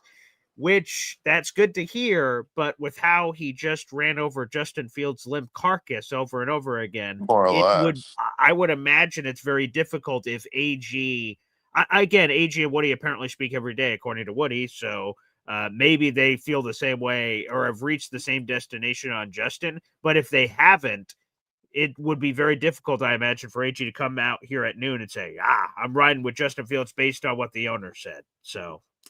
Well, he's not going to say that, but it's also what is the purpose of putting in a 80-year-old quarterback for 10 games? They say it increases our Explain. chances of winning. Yeah, well, okay, putting you in there probably increases our chances of winning too, but I don't think that would really work. I don't think so. Maybe if we get a new coordinator, that might increase our chances of winning. Maybe if Yeah. somebody can tackle somebody, that would increase our chances of winning. Yeah. I don't see the purpose of putting Tyrod. I want to win. I don't get you. Yeah. I get it. People are aggravated. I get it. I'd love to see us win 10 games in a row. That'd be great. Go 10-7. Right? Yeah. I'd love that. I like That'd that be math. awesome. Yeah. The reality of that is the same reality as whatever. I don't know. Well, Can't I'm even just think of hoping. something. I don't know again because I made this take when I saw Tyrod at week 3. Like, okay, I've seen enough of that old bastard. I don't want to see him back. Yeah, But after new results of like more recent information about Justin Fields, like Jesus, all right, well, Tyrod, get your old ass back out there. I guess I just want to see wins, and I don't give a shit if it's Brady Cook. I don't care if it's Justin Fields. I don't care if it's Tyrod Taylor. I don't care if it's Badshaw's mama. I don't care who's playing quarterback. If we could just win a friggin' game, I don't want to go 0-17. I want the thrill of a victory for the first time this season. That's what I want. So hopefully that could get delivered on Sunday. Yeah, well, we'll see. But like I said, once again, Woody, in my opinion, said he's going to stay out of it, and he didn't stay out of it. And I think he's just making it harder on AJ. And I don't know if this. I honestly now I don't know if he's going to last at this point. I think it's. We'll see. Woody's comment seems to give him a massive vote of confidence. Now, we'll see. Jake said yesterday, Jake Asman, that when he saw the vote of confidence, that doesn't mean anything to him on October 21st. Anything could happen during the season. Yeah, and exactly Woody right. can change his mind in a couple of months. So maybe that's true. But still, the way that he came out and strongly defended AG, it seems very unlikely that AG, if at all, is going to be a one and done. It sounds like for sure he's going to be back next year. What's your opinion? Do you think he's over his head? or do you think he's like just dealing with the facts of not having a good team? Yes, to both. I mean, he's never done the job before, so there have been clear moments that he's looked in over his head, or like, oh my, like he's he's on a game show and he's using the phone a friend option for Bill Parcells on these issues he's having. He's like, yeah, let me call this guy and see how they dealt with this scenario and situation before. Like again, the end of half things twice. To have that happen one week and say, I fucked up. We're like, all right, people fuck up. That's sort of what I said. Like, I was pissed off about it, but like once I like got away from the cameras and mics, I'm like, you know what? People fuck up. People make mistakes. And then to happen like 7 days Happened later, the twice. same exact Yeah. thing, I'm like, that's what I say to my interns when I was at the radio station, that like, hey, if you keep coming to me with different mistakes you're making, great, you're learning. You're not making the same mistake over and over again. But when you kept coming back to me the same thing, we keep going through the same process, like, man, Yeah, I something's not agree. clicking here. Either I'm teaching it like shit or you're not learning it like shit, or both. So like we got to figure this out. So that was disconcerting. And his explanation didn't seem to make a whole lot of sense. So I think he is a little in over his head, but the good news or bad news, depending on your perspective, is he's going to continue to hopefully learn through the job. And when he makes mistakes, hopefully he's learning from them. It hasn't looked great so far. And based on Woody's comments, he's not going anywhere. So we as Jet fans have no choice. I guess people like someone called in yesterday and said, I hate the ownership. It sucks. And like, man, like, fuck him. And I'm like, yeah, fuck him. But like, I can't change him as the owner. So All like, right. No. I could yell about it and do shows about it, but like, there's nothing I can do. Like, he's going to keep being the owner. He's got whatever it is, a 20-year-old son or something that's going to take over after he kicks the bucket. So like, it's going to keep going. So like, I just choose not to yell about that because, like, I can't control it. I can't change it. It's not going to stop me from being a Jets fan or anything. But No, it's not going to stop me from being a Jets fan. I'll always root for him to win. I'll root for him to win this weekend. But it's just frustrating to watch quite a team that just. I mean, we're a joke. I mean, we're a joke of a franchise. I get like Instagram reels, Facebook reels from friends, and just people just making fun of not just the team, just the organization, the yeah, whole organization. It's just a joke. yeah, yeah, And that's what's frustrating. But one last question for you. yeah, man. What's the biggest trade rumor, whether it's with the Jets or not, that you've heard of that could be a huge surprise out there? What was who was the name that I heard? Quinnen. Let me try to think of the Jets roster for a second. No, I guess it was. Oh, it was this. This came from the Jets Final Drive show yesterday. So all these names we've heard of: Michael Carter, Brees Hall, Jermaine Johnson, Will McDonald, this guy that could be traded. So Will McDonald's apparent supposed value, according to other NFL teams that called the Jets, and what they would give up is a second or third round pick for Will McDonald.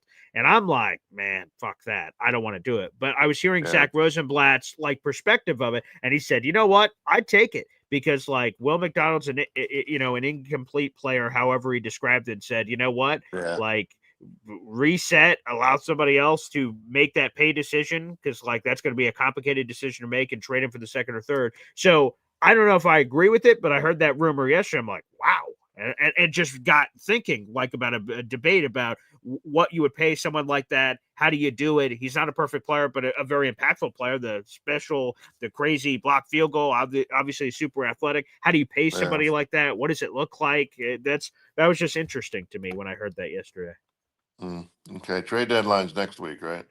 November 4th. So I think we got like 10-ish days, Well, 12-ish days, something like that. about a week and a Yeah. half. Okay. Yeah. All right. Thanks, BJ. Appreciate you, Frank. Thanks for the honesty. Brutal honesty. Much needed. We've got a membership being gifted. Our boy MFC. You appreciate you, pal.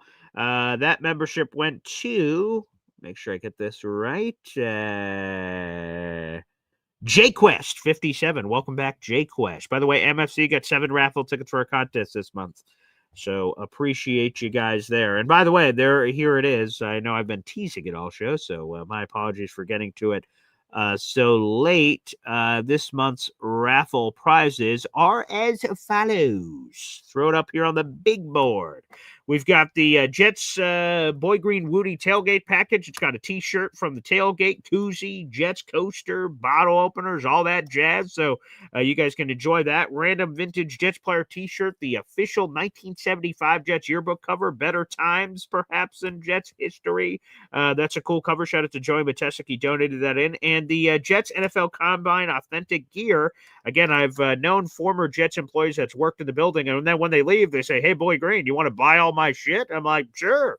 Authentic gear, cool. And so I have some of that, and sometimes I dip into that for the raffle. So that's a pretty cool NFL authentic combine gear item. Again, if you guys want a chance to win all of these, one person will win it on November 1st. It is at random. All you have to do is spend $3 on the channel. You got a chance to win those fabulous prizes. And I'm excited about next month's raffle. It's sitting behind this camera. It's sitting in a box. It's all taped up. I haven't even opened it yet, but I know what's in it. And ooh-wee! It is a autographed custom piece for the Boy Green Coffee Club. You guys are going to like that, I think. Also, real quick, I see I missed a super chat here from EZ. Let me get to this right quick on the program. Wow.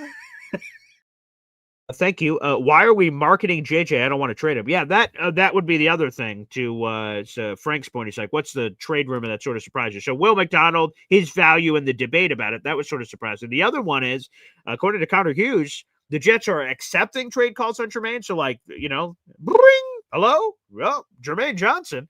And also, apparently, the Jets are calling out on Jermaine Johnson. Like, they're calling up the Raiders or something, saying, hey, you interested in Jermaine Johnson? Here's the price. Like, those are the conversations that are happening. So that's surprising. Why are the Jets actively shopping, quote-unquote, Jermaine? That I don't get that at all. So, yeah, again, we're having some debates in the section. Ant Jets 82 says, "Oh yeah, give me a second for Jermaine." I'm just not there, man.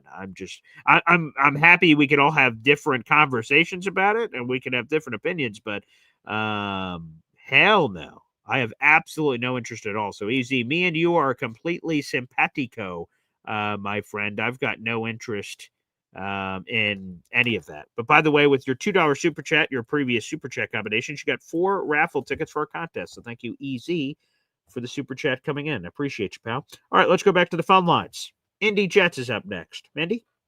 Hey, good morning, BG. Top of the morning to you. I don't have any problem with what Woody said. I really don't. Okay. He gave us confidence that AG is his guy, and he's going to put the confidence in AG to fix it. Mm-hmm. Okay, and it's not being fixed at the pace us fans want. Right. And we see the same thing about Fields that Woody sees about Fields, and there's nothing that he said that was wrong. That's true. Very accurate. It's not like when he remember when Mike White was on there and he came in and said, and was just Mike White sucks or whatever he did in the right. In an adjacent room, apparently he like went in a side office and left the door open, I guess, and went, man, Mike White fucking blows. And Mike White apparently was right next to the room and went, what the? Yeah. Right. That was just ignorant on Woody, because Mike White actually didn't suck. He was doing his, he was a little injury prone, but he gave us hope. He gave the team hope. Okay, whatever. But Fields has sucked. Oh boy, yeah, I mean, come on, you've seen it. We've all seen it. Yeah. And so for Woody he didn't come out and just say Fields sucks, but that's what he said. Yeah, I mean, we can all read that, and yeah, for sure. I can't even disagree with him. And for him to put his faith in AG to say, look, if you feel like we need to go to Tyrod just because the Fields' bad play is destroying the rest of the mentality of the team, then you do it. And Fields, you've played like ass, and we're gonna go with Tyrod, and I don't know if they're going to bring Brady Cook off the practice squad or not, but maybe they need to. You could throw Fields on the practice squad, not dress him. It's not like somebody's going to come and scoop him off the practice squad. Probably not. I mean, it's so you don't have to worry about losing him that way. And so But no, we're just lucky that we've gotten 7 games before Woody opened his mouth anyway. That's true, You right? know, This is the first time he's spoken since March, so it's been 7 months or something. Yeah. yeah, so he is showing some type of restraint because that's not normally Woody. Usually this is the 10th time we've heard from Woody, especially on a bad season. So, we're seeing improvement even in Woody to at least keep his mouth closed as best as possible. But I don't. Are you buying into that they're actually shopping these players? I, like Connor Hughes is a guy that I enjoy his commentary and his show, so I listen to him. He's the only player I believe that he said of all the players, and he went through each of them and said, "Here's what I'm hearing on this. Here's what I'm hearing on this. Here's what I'm hearing on this," and just went through like a Rolodex of people. The only one that, according to him, is actively being shopped, like the Jets are making calls out and they're taking calls in, was Jermaine. No other player on that list was something Connor said. I just don't understand. Like, Jermaine doesn't seem like a malcontent. He seems like he's been a big reason how the defense has turned around. His immediate presence and their immediate turnaround to me does not seem like a coincidence. That one just confused me. Unless again his value was crazy, like a first round pick and plus, and I still would want to do it. Like if you were getting insane value and people are lighting up your phones, like maybe I would understand the conversation. But a second or third round pick. And while those are valuable picks, I consider all picks within the first 3 rounds premium picks. That's how I've always considered them. Like those should be starters or impact players. Jermaine's under contract for this year and next year, which, by the way, we can work in this comment from Barbara, who I loved meeting at the tailgate. She asked this: didn't JJ get a contract? Just to explain that, he got his 5th-year option exercised in May. Long story short, he's under contract for the rest of 2025. He's under contract for 2026 at around $14 million and change. That's fully guaranteed. So he didn't get like a contract extension. It's just part of the rookie deal. So he is under contract for a year and a half. Yes. Yeah, and so and I just out of any of the players, I don't see JJ being the one. And, and a lot of these reporters, will say things. They need their clicks, they need their views. They come up with their own opinions. Who's Connor hearing this from? Is he hearing it from the Jets, or is he just listening to other reporters going, "Oh, I think this is what they're doing"? And I just don't see JJ being the one that's going to be shopped. And why would you take a second or a third for a guy that has proven that when he's on the field, the defense plays completely different. I mean, he literally changes the defense. It's kind of like when CJ Mosley was on the field and CJ Mosley was off the field. That it's just a different dynamic, and he's that leader that we were talking about.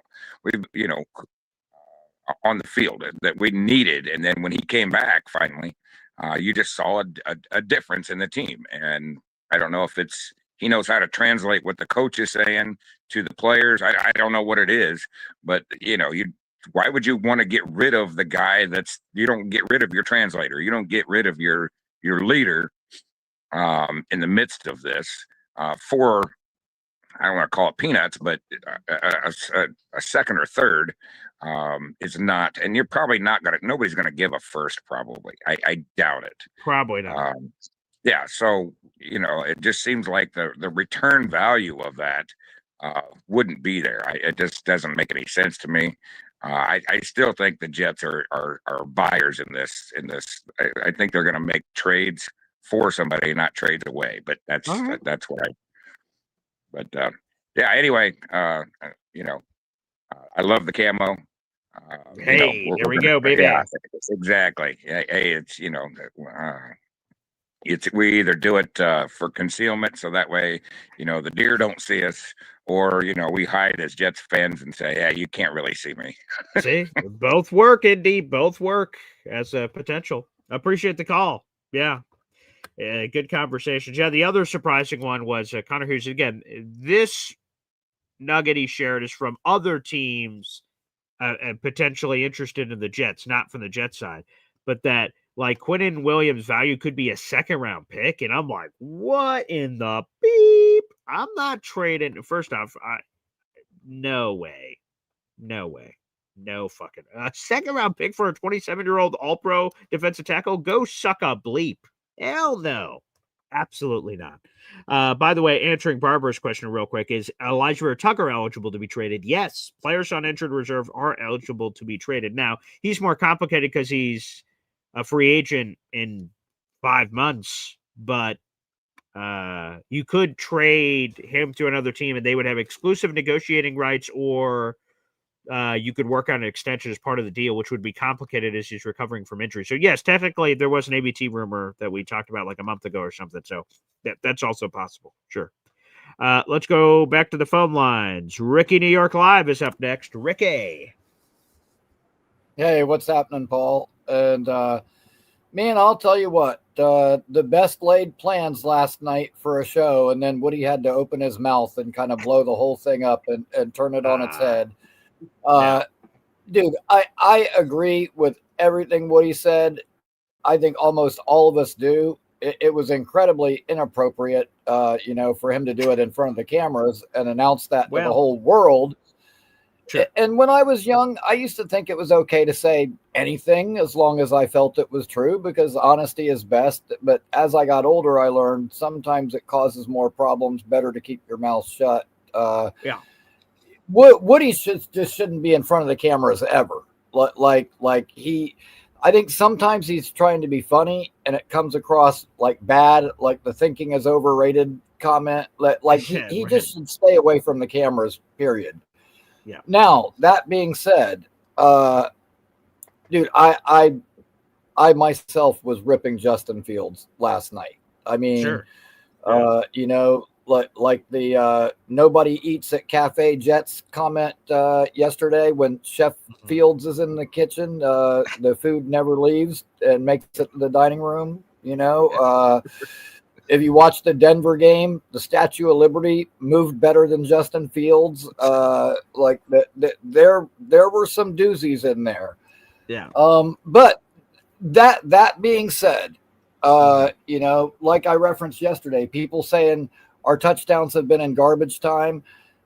No, they haven't. Like the Bucs game, we were leading with 1.5 minutes left. That was a 2-point game. The Miami game was a 6-point game. It's not garbage time if you're still in the game with a chance to win. I think people are in too much of a rush to say same old Jets and look at the bad side.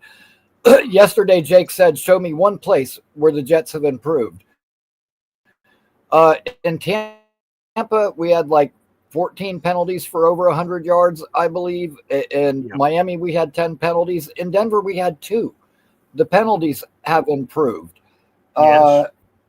The turnovers have slightly improved. I'll give Tyrod a pass on his, because the ball hit the ground. The other one was just a hell of a play by Horn. But at least he was throwing the ball and trying. But and look at the defense. Kiko went from looking lost to being pretty good. Brandon Stevens went from awful to making some damn good plays. AG has coached those guys from there to where they are now. There have been positives. And so, and yes, AG has made some bad decisions as far as clock management, timeout. But dude, do you remember Dan Campbell getting killed his first year for some of his decisions? For sure. That's first time. That's just first time head coach stuff.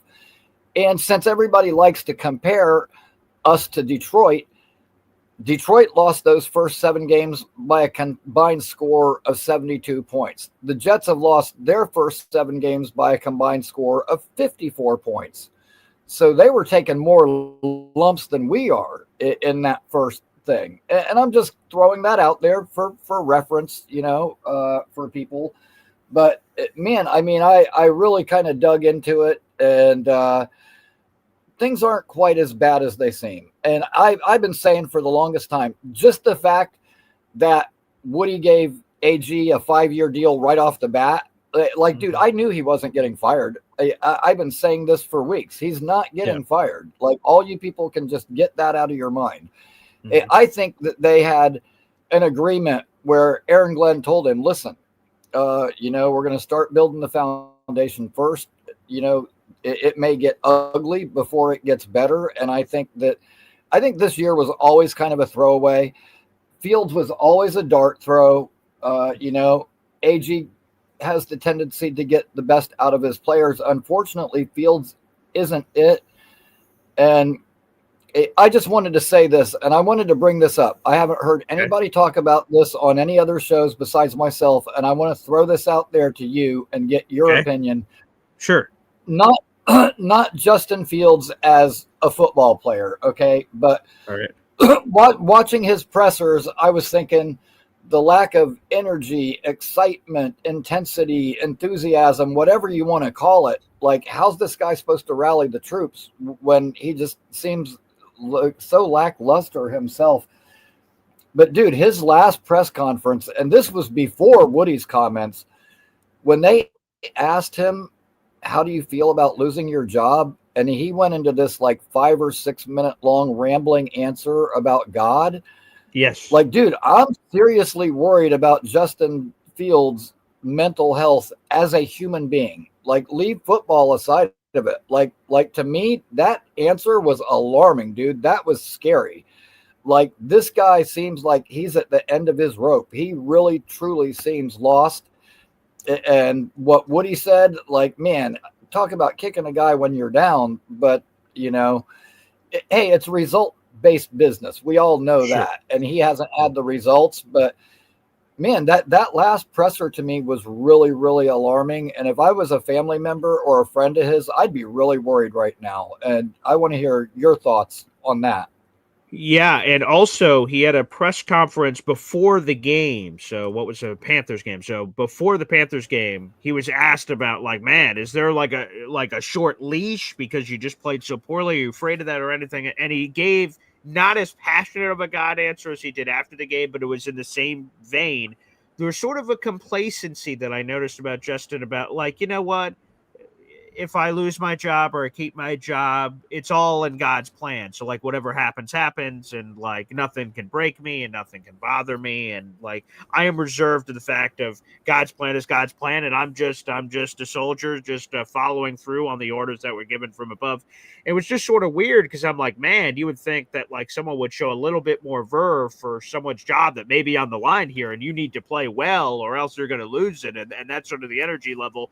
Yeah, I think this came up this week too about the energy from Justin Fields, and that's another thing that sort of gets lost here. When the Jets are down big and the team is looking to the leader, one of the 6 selected team captains before the year, and like Justin's going to turn to us right now and give us some inspiring words, even though he's not a big talker. He's going to say, guys, we could do this thing. We could rally. We could come back. Don't worry about this. It's nothing. And then I've just seen these random shots, and perhaps it's not fair, but these random shots are just on the sideline, and he's just stone-faced nothing. When they score touchdowns, which hasn't happened the last couple of weeks, nothing. When they're down in the dirt, nothing. And it's just constant flow of nothingness at zero. And I'm like, damn, that'd be a hard thing to play with, because I love and let's use the Baker Mayfield example, he rides the emotional roller coaster, the highs of highs, the lows of lows, and there's just something human about him that, like, you just see it when the energy's there. It's palpable, it's infectious to other teammates around him, and when he's down, like, you feel it too.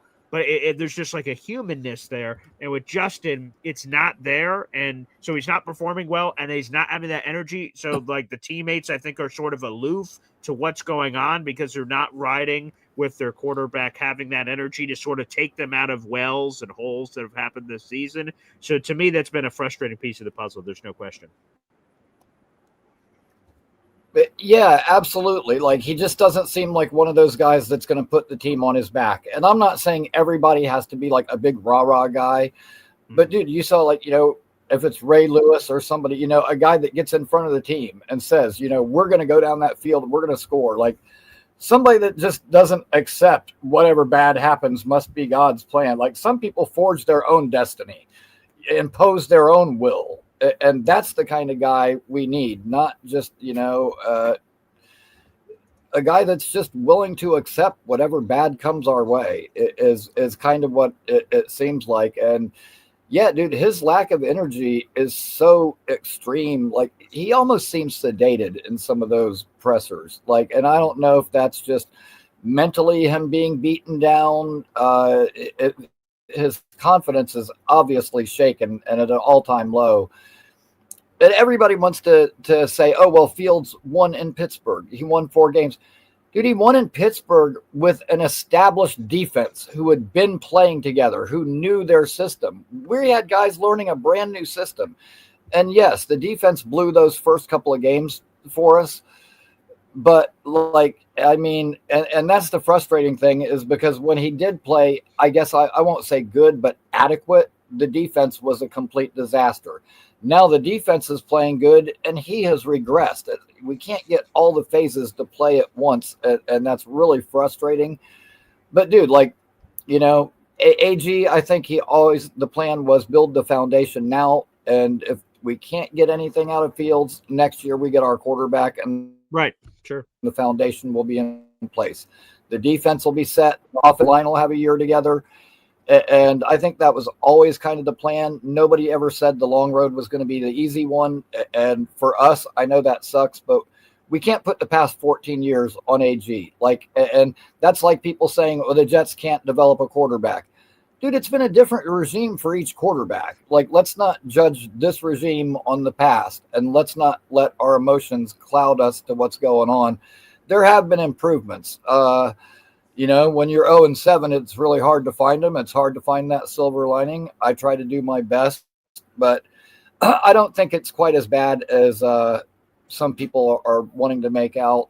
Now, that being said, they trade JJ. I'm going to friggin' riot, dude. Like, you know, there's no way. And for a second, and even if you traded Quinnen for a first, there's no guarantee that first round pick is going to be a Quinnen Williams level player. Like, the draft is always a crapshoot. So I'm not interested in trading away any talent. AG said from the beginning, he's in the business of keeping good football players. Well, Jermaine Johnson's a damn good football player. So let's keep to our word and let's keep the good guys here. Amen. That's all I got to say. There he is, Ricky New York Live. Make sure you guys subscribe to his YouTube channel. It is Ricky New York Live. Good words there.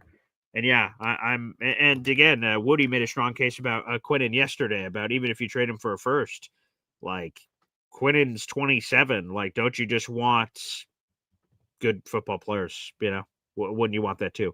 Another super chat's coming in here, and we can all rally around this one. It's For Lily. For Really.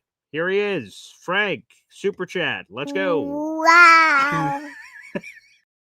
You have 10 raffle tickets to our contest this month, Frank. You won last month's contest. We'll see if you could do a discount double check in back-to-back months. We'll see. Happy birthday, Mama Badshaw, for sure. Yes, absolutely. Much love to Mama Badshaw, and absolutely killing it.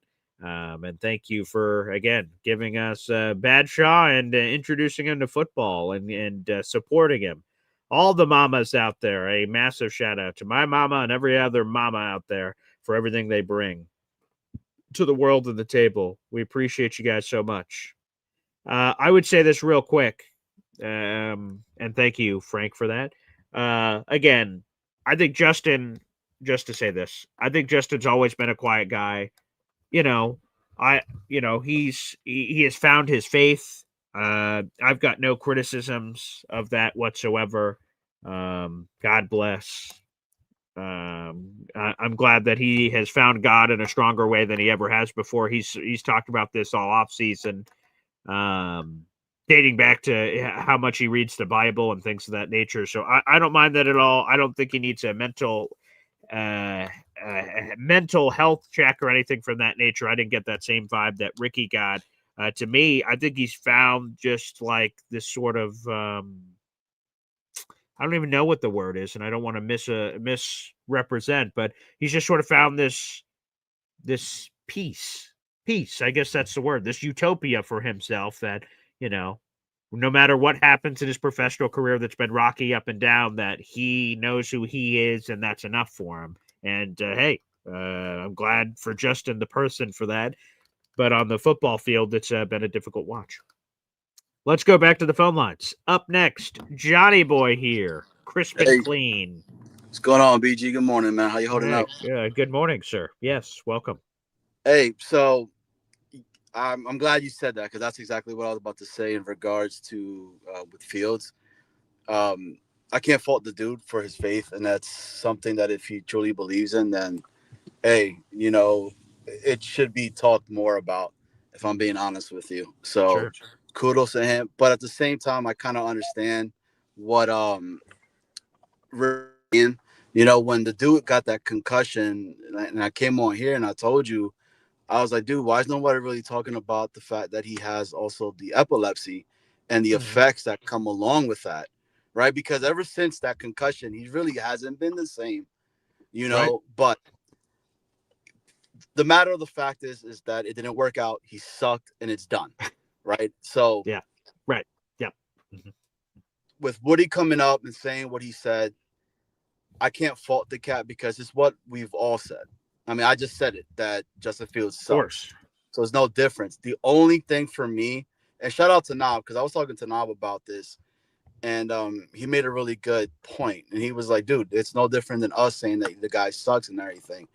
The only thing that I thought was really weird was him saying that I hug AG like all the time or I love that whatever. every day. Every day. Yeah, that was a little bit awkward for myself. And I'm like, dude, I'm all get for hugs. You know what? We need more hugs in today's day and age. I'm all about it. yeah, I don't know about that, but but I came on here because I wanted to ask you something really quickly in Oh, regards sure. to Yeah. Okay. so the whole conversation about trading this guy, trading this or whatever. Yeah. AG pretty I'm pretty positive made it a point to tell that everybody has a price on them no matter what. And it's why he kept talking about the Bill Parcells story when he went into his office and he thought he was about to get traded. And Yeah. Right. Parcells goes and says, he's like, my wife has a price on me if it's good enough type of thing, right? Right. So that's why for me, hearing all of this, I'm like, dude, he's been saying that forever and a day. Like, I get it, right? Rome wasn't built just in one day. I don't believe that the pillars of this team should be sent away because you guys are right. It's not a given on a first rounder what the potential could be. We don't know, but you know Right. what you have in Quentin, you know what you got in JJ, you know what you got in Garrett, and you know what you got in Sauce right now. Build off of those cats and let it keep going. But the last thing I wanted to say was this: what is your thoughts? And shout out to Snowball. Snowball brought this up to me, Okay. and we're probably gonna elaborate a little bit more about it when we do our thing. But What's your thing? so Will Howard, Wait, right? wait, no, real quick. You said you guys are going to talk about it more on your thing. What's your thing? I don't. Oh, I mean, you know what I'm talking about, right? So, but What? No. What are uh, you talking about? What show is it? What? Jets Worldwide, Friday 7:30 p.m. Be Oh, there or be okay, right, square. that Yeah, show. Okay, no. Sorry, I suffer from memory loss. It's good to be reminded about Jets Worldwide. Was it? Okay, Friday 7:30. Okay, yes, sir. gotcha. Yes, sir. Yeah. Okay, go Yes, sir. ahead. I mean, Yeah. but you know my style, man. BG, this is your show. I don't like to, Hey, you man, know. I'm all about it. Feel free, take full I know, advantage, I know. man. But he goes, we were talking. He was like, dude, they're talking about Will Howard. He's QB3 over there. Yeah. Pittsburgh does not value carrying three quarterbacks. Okay. What would it take to get that guy to the Jets? And he says, would it take a Lazard and maybe a fifth? Since I think Will Howard I think he was picked in the 6th round That is correct. He from was them. picked in the 6th round. Yep.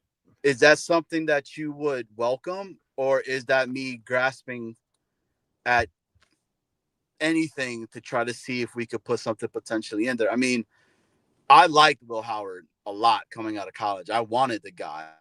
So I wanted to get your thoughts in regards to that potential. Appreciate you, BG. I'm listening.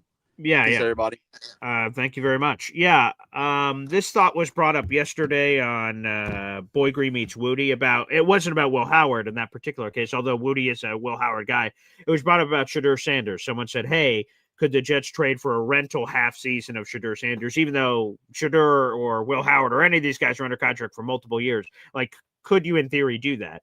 It's an interesting thought on the Steelers trade because they need a wide receiver, Alan Lazard, Aaron Rodgers. If you could get anything for Alan Lazard, great. And pairing him with a pick to replace for Will Howard, that's an interesting thought. I don't know if the Steelers would do it. in terms of they may be interested in Lazard, but I don't know if they would give up a young quarterback. But sure, right? Because that quarterback in theory would be better than Brady Cook. I'd probably, if I was going to do that, I wouldn't trade for a guy. I would just sign my boy Kyle McCord, who I'm higher on, but everyone has their own flavor. Kyle McCord's on the Eagles practice squad. You can just sign him for free. Like, you don't have to give up any picks. But the thought is creative. So Snowball, Johnny Boy, Jets Worldwide, that's not a bad thought to have with the trade deadline coming up. And that's a unique vibe situation where if Justin clearly isn't the guy, and he appears he's not, Tyrod's not the guy. He's 36 and he's going to be a free agent next year. Brady Cook's an undrafted free agent. Why not take a chance so that this season can mean something for the fans where you have a young quarterback getting some ops? So it's intriguing. You know, think about it. All right, maybe. I'll go a little higher register. Maybe. Sure. I'd be open to it. I don't know if it's Will Howard for me, but Will Howard is an intriguing guy, from the draft last year. I'm open to the idea. I think that makes a lot of sense. So let's see if the Jets are swimming in those same waters. Well, everybody, I want to thank you guys so much for the 500 people in the room. Again, like the video if you're watching live or after the fact. That makes a tremendous difference. We're about to surge over 100 likes on YouTube. I like doing that for every video. It gets this Jet show in front of others. And again, if you don't know who I am Paul Eston Jr., a.k.a. Boy Green. I'm the New York Jets digital reporter for Heavy.com. Make sure you guys subscribe to the channel. We got live content every single day at 7:30 in the morning. Plus, I do other shows, including coming up in an hour and a half, basically. I do a live show with a PFF NFL analyst, Dalton Watson, and that is the Man Child Show with Boy Green Digital. My radio show for 25 years has now transitioned to full-time YouTube, so you guys can watch our radio show and YouTube digital land and interact with the show. We're trying to get to 500 subscribers on that channel so we can get to monetization, and we're going to open up the phone lines when we reach 500 subscribers on that channel. So it'd be cool for you guys to interact on that channel as well. There's a direct link in the YouTube description down below to subscribe to that channel as well. Again, that's the Man Child Show of Boy Green Digital. Also, when we reach 500 subscribers, we're giving away a $400 golf club with Christmas right around the corner. Guys, hop on that. Again, it's for free. I think I still have the direct link here. Here it is. That YouTube channel on the screen. YouTube.com/MC Show Digital. We're giving away, again, a $400 golf club. To be eligible for the $400 golf club giveaway, all you have to do is be subscribed to the channel. That is free to do. So, guys, right now, open up a new thing on your phone. Open it up on your computer, a new tab, YouTube.com/MC Show Digital. You'll get cool content every week, which is cool. Again, we're about to do a live NFL show in an hour and a half. But also, you get a chance to win free crap. And we're going to keep doing free giveaways. All you have to do is remain a subscriber for all the free giveaways we're going to keep doing. But a $400 plus golf club, a Cleveland Highbore, a driver. Why wouldn't you want it? For free. Good luck, everybody. Make sure you subscribe to that channel so you guys get all the latest. Thanks, everybody, for tuning in. And we'll see you guys in a bit here on the channel. Thanks, DJ Funk Me. Appreciate that, MFC. Let's frickin' go.